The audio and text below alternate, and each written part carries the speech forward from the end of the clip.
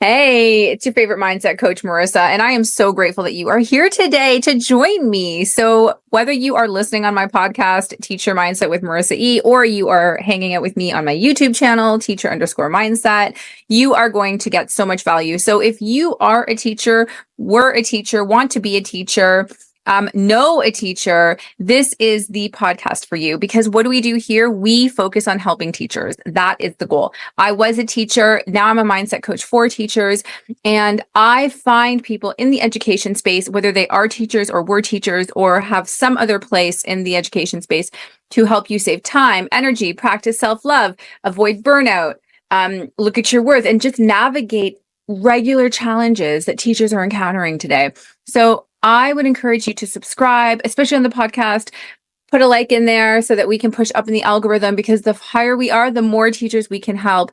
That is my ultimate goal, is to bring love and positivity to so many teachers out there. So if that sounds like something you would be interested in, then without further ado, let's get into it.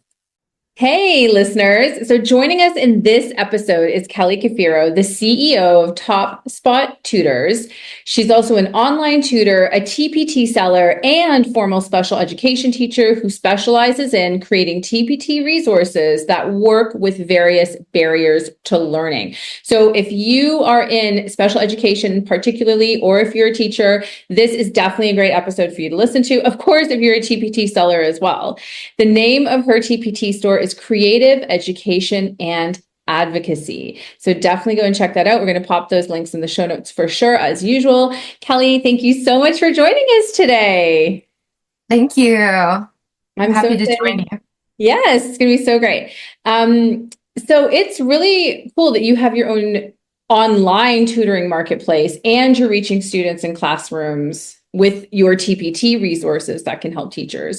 Would you say, like, do the two go hand in hand, like running the tutoring platform and making resources for TPT? How do you make that work in case there's teachers thinking about doing something similar?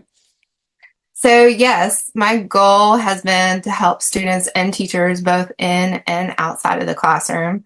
So my tutoring marketplace allows me to do that online, and then the TPT shop allows me to help mostly students and teachers that are still in the classroom. Before I started my tutoring platform, Spot Tutors, I was building my online business as an independent tutor, and then simultaneously turning out these TPT resources as efficiently as possible. It allowed me to support my tutoring clients with my own uniquely created TPT resources, while I also continued my experience growing as an online tutor. And then eventually, as I continued growing with my TPT store and the tutoring business, I knew it was time to kind of slow things down with my TPT resources, concentrate mainly on edits and updates, and then pour as much energy as possible into the growth of my tutoring platform. And I also had a dream about helping out more struggling teachers, especially teachers who have experienced trauma in the school system and maybe wanted to work from home or needed that job option for getting their feet wet as they transition out of the classroom too. I was just actually thinking about that I can imagine there are many teachers who are thinking of transitioning out of the classroom. And so before I go into my next question, what are some of the resources that you have that can help those teachers? As far as TPT resources, or even resources on your own. Like you mentioned that you have some resources. Do you have resources to help teachers if they want to transition out of the classroom, or not really? Well, basically through my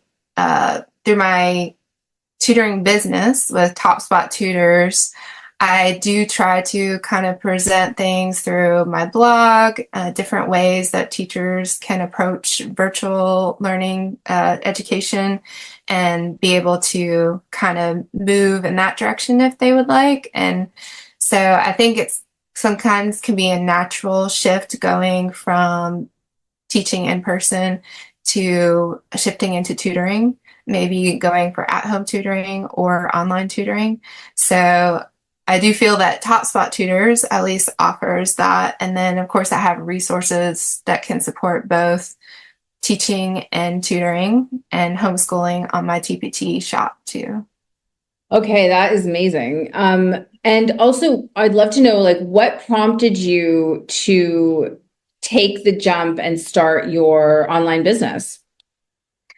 So that was basically, I left the classroom when COVID hit during that time. And like a lot of people, they went online, a lot of people were working from home. And I decided this is my opportunity to work towards realizing my entrepreneurship goals and dreams. So I started with my TPT store, the Creative Education and Advocacy. Then I was marketing my one-on-one and group online lessons as a tutor, and growing my clients was my main focus and mission. At first, I kind of missed that interaction working in in-person classroom, but after a few weeks, I realized I finally had time for bathroom breaks and I was eating healthier and all those things. So I was fully meeting my students' educational needs in the one-on-one tutoring sessions, and I still felt like I was building teacher-student relationships. And I also had a lot of self-created resources to share, really. And so with TPT, instead of now only reaching my direct classroom population, the resources that I was creating were reaching hundreds of classrooms.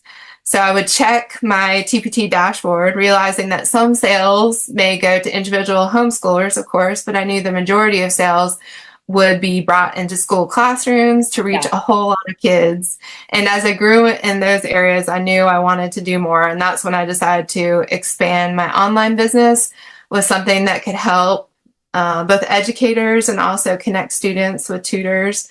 And so that's when this idea started with Spot Tutors. That's so great. That's so great. And I would definitely encourage any teachers listening, if that is something you are thinking of, then they must go and definitely check out your blog and, and see, that's the key, is getting advice from people who've done it, right? To get that sort of help. So if you could go back to when you first started TPT, would you have done anything differently? So for TPT, I definitely would have created my covers and thumbnails a lot sooner. I see how that helps basically present my products even better with professionalism, and it also provides some foresight for the purchaser too. So besides that, I can't think of too much else that I would have done differently. I just knew that it took a lot of dedication, especially at first. You really had to hunker down in front of the computer to work on products and editing, proofreading them carefully before making them available in my shop at all. So that's actually really valuable advice. Just really proofreading is absolutely key, because I often see, sellers, if they get a bad review because there was an error in the resource, you want to be incredibly careful of that, definitely. And so I'm really curious, who exactly are your TPT resources aimed at? And have you ever checked what your best sellers are and why you think they might be doing better than other products? So I actually cover a broad range with my resources, because I've sort of taken a dynamic approach to meeting the varied needs of special education students. And I like to individually tailor lessons to their levels. And I have experience teaching at a broad range of levels also. So the majority of my work experience has been in general and special education high school level. But I've also taught classroom experience in elementary and middle school students. And then I have some teaching and assisting college level student experience. So I have a very broad and varied range in my own experience. So whenever I get new tutoring students also, I look at their unique needs, as we all have, and I find usually it's a great opportunity for creating new resources that I know will end up helping other students that learn the same or similar. And then I also have a master's degree in fine art, so I love including arts integration into my resources, and I feel like that helps me reach students that really have that need for learning creatively. And I wish I would have had that more growing up as an artist. So I feel that most kids want creativity, and I try to make resources for kids that I would have wanted to have available for my own learning. So I kind of go with that, basically. As far as my top sellers go, I do notice that I have a lot of top sellers with executive functioning, and I do one of my top free resources that's downloaded has to do with empathy. And I feel like there's a lot of need to kind of speak about that and talk about that in schools and just, everyday kind of social skills and things like that. So those are the main things that I've noticed as far as top selling products and top downloaded products. That's great, because I feel like executive functioning is not a saturated market as such, right? But it's something that, and if you're not sure, executive functioning is sort of those like helping kids with time management, and like you said, like with understanding people, communication. Like there's different things related to executive functioning. But I think that's a brilliant direction to take, because a lot of students are struggling with those things. So that's fantastic. That's really, and I like your idea of really looking at what your student needs and creating a resource around that. Right? Because if you feel that your student needs that kind of help, then without a doubt, there are other teachers whose students need that same help. Right. And I think in education, we have to think about, if we think about our own experience, we had our own unique needs. And sometimes I think we get a little bit too broad, and I think kind of pulling things down and individualizing can be so beneficial, especially for students in special education that really need that kind of tailored approach. Yeah, for sure. No, 100%, 100%. So with regards to growing your TPT store, have you changed anything, done anything differently to drive traffic? I don't know if you're going on social media, or was there anything you stopped doing that didn't quite work? How's that going? Yeah, so most of my TPT traffic has been organic on the site. I noticed that regular updates to my store seem to help me stay current with the followers. I also like to participate in TPT message forum boards and leave reviews for other TPTers. I didn't get enough return for the time I put into social media marketing for my TPT store personally.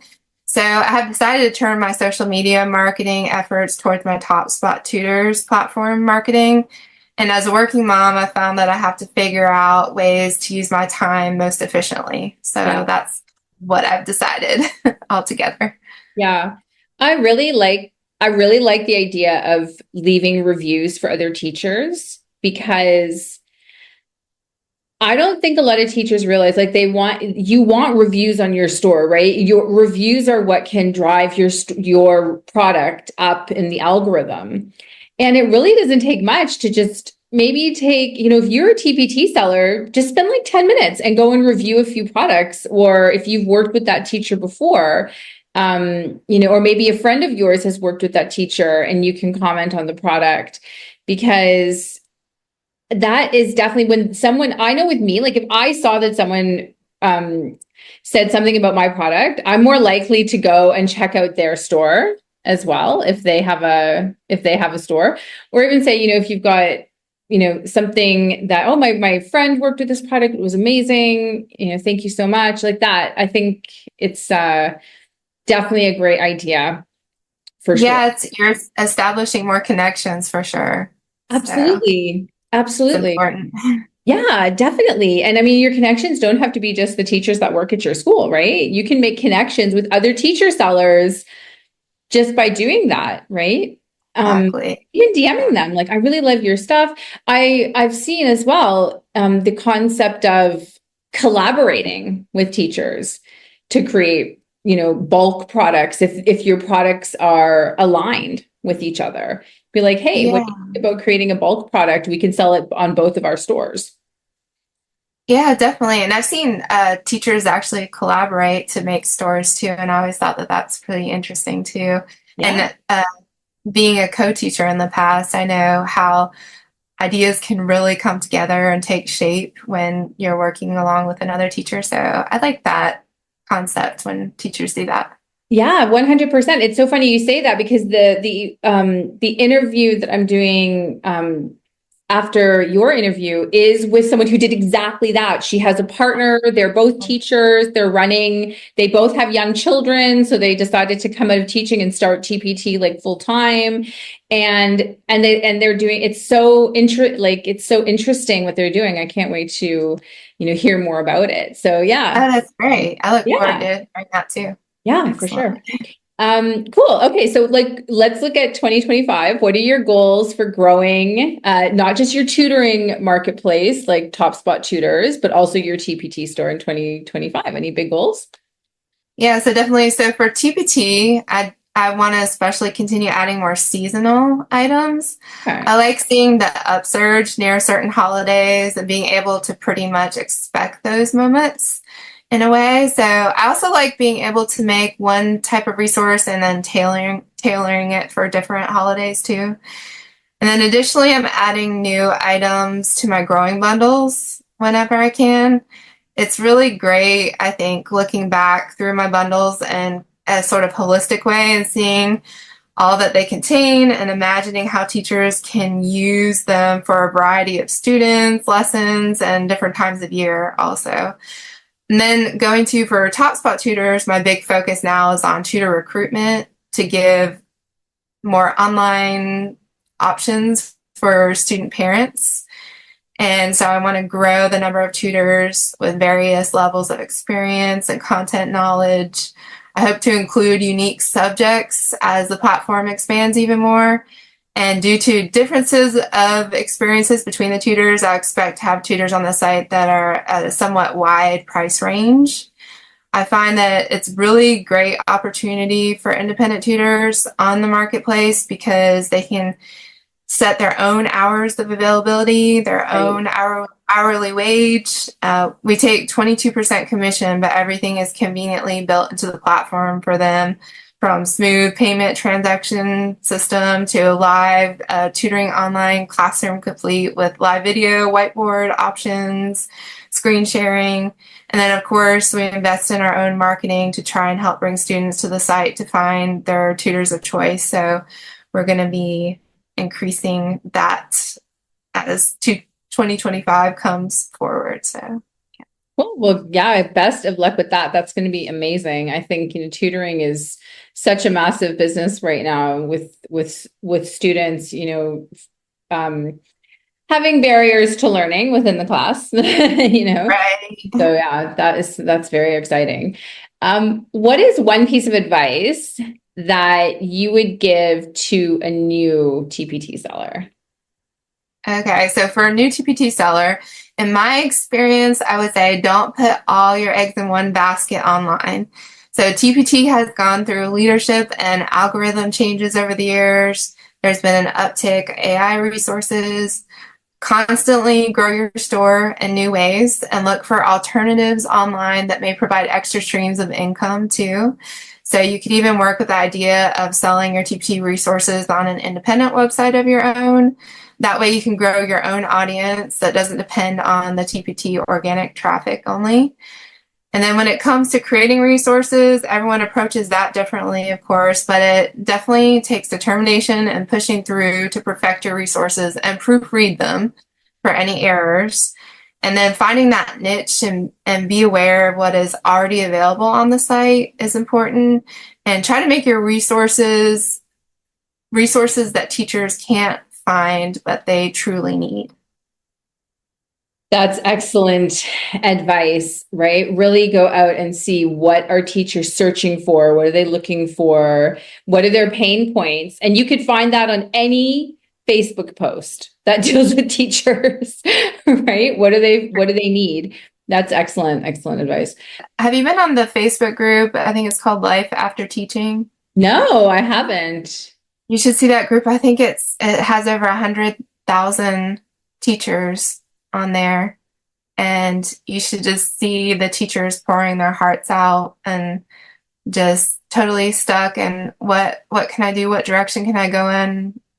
So I hope that my tutoring platform can continue to grow. And of course, it's at beginning stages, but I hope it can grow and give teachers some opportunities, teachers that do feel really stuck, at least to get their feet wet. Maybe they can kind of pair it with other work opportunities, but yeah. I mean, I think a lot of it is that fear, right? And a lot of teachers are like, okay, but what about, retirement, or what about, the consistency of, I don't know, benefits and things like that. And I don't know what the benefits are like in the States. I don't know if it changes from state to state. I think it does. But I know, sometimes like your health is more important. You have to sometimes just take that leap and try something. My whole thing is like, you can always go, can you go back to teaching? That's what I was wondering. Like, why are so many teachers scared? Like, if they went back, would they start from the bottom? Do you know, in the States? No, they wouldn't. Your certification could potentially run out. I guess if you quit near when your certification ends, then you have to kind of jump through some hoops with retaking few tests or something like that.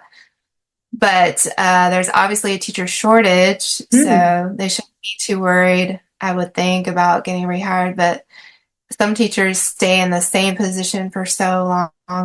I know teachers that have been in their position for a very long time, and they're really struggling. And I do think it's like what you said, it's fear. Yeah, no, it's 100% fear. It's maybe they have a family, or they just don't think they could do anything else. I think that's a lot of it too, right? There's just, well, what's my skill set? You underestimate your skill set when you're a teacher. Like, you really do, because you could go in and do training at corporate. Like, you could be a trainer. Like, you could do there's actually a lot you could do, right? But I think it's like, I think the system kind of breaks people down too, because sadly, these days the appreciation for teachers is so low that I think it's like when you get that message given to you, you start to believe it. Yep. Unfortunately, after a while too. Yep. That you won't be appreciated. 100%. And you probably feel like no matter where you go, you won't be appreciated. So why take that chance, right? You don't know if it's going to work, like, as you move forward. And sometimes you just have to take that leap. Like, this year, my goal is to start doing workshops at schools, but not even just at schools. I would love to do them in corporate too, because they link to, like you said, like empathy, EQ, time management, growth mindset, being a problem solver instead of being problem-based, and being solution-based instead of problem-based. Right.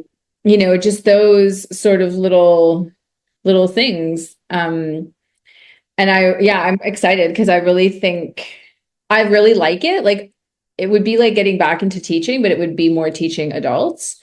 And I would love to learn sort of how to really master, how to be really great at running workshops.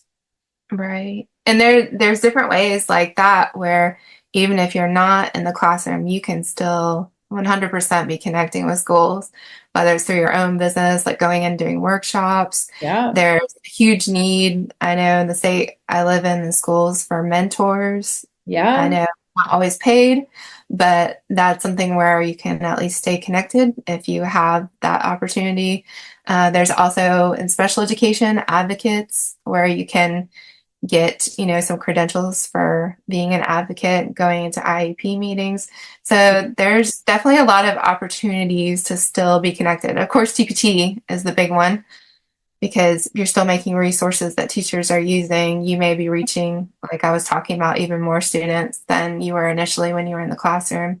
Of course, a lot of teachers are in the classroom and making TPT resources, but once you decide to leave, you also can be doing that and still stay connected. You're still making a difference.